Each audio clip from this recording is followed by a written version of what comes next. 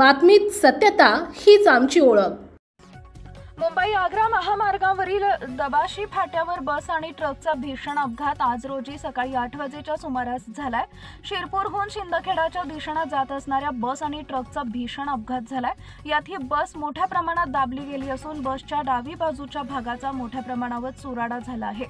सदर या बसमध्ये सुमारे 40 ते 45 प्रवासी प्रवास करत होते। त्यापैकी 26 प्रवासी गंभीर जखमी झाले तर 2 प्रवाशांचा यात मृत्यू झाला।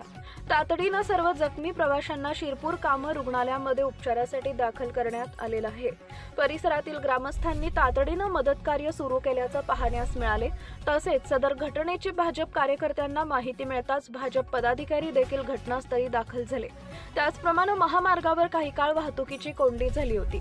सर्व जखमींना 108 रुग्णवाहिकेने उपचारासाठी ग्रामीण रुग्णालयामध्ये नेण्यात आलं। मात्र असं असलं तरी महामार्गाच्या बसेसची अत्यंत दयनीय अवस्था झाल्यामुळे या ठिकाणी बसचा चकणाचूर झाल्याचं पाहावयास मिळाले। मुख्य संपादक जतीन बोरसे। सकाळी 8 वाजता नामदार जयकुमार भाऊ रावल यांचा फोन आलेला की दबाशी फाट्याजवळ ॲक्सिडेंट झाला आहे बसचा आणि तात्काळ पोहोचलो। जयकुमार भाऊ रावल यांनी तात्काळ मदत करून सर्व प्रवाशांना वाचवण्याच्या शर्तीचे कार्यकर्त्यांना आदेश दिले। तर जयकुमार भाऊंनी सकाळी तात्काळ ॲम्ब्युलन्स वगैरे पाठवलेल्या बसमध्ये एक जण जागीच ठार झालेला आहे आणि 15 ते 16 जण जखमी आहेत। शिरपूर नंदुरबार बस होती शिंदखेडा डेपोची।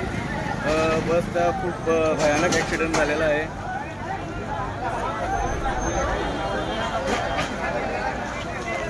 आपल्या परिसरातील महत्त्वाच्या बातम्या पाहण्यासाठी आजच आमच्या JBTV न्यूज चॅनलला YouTube वर सबस्क्राइब करा आणि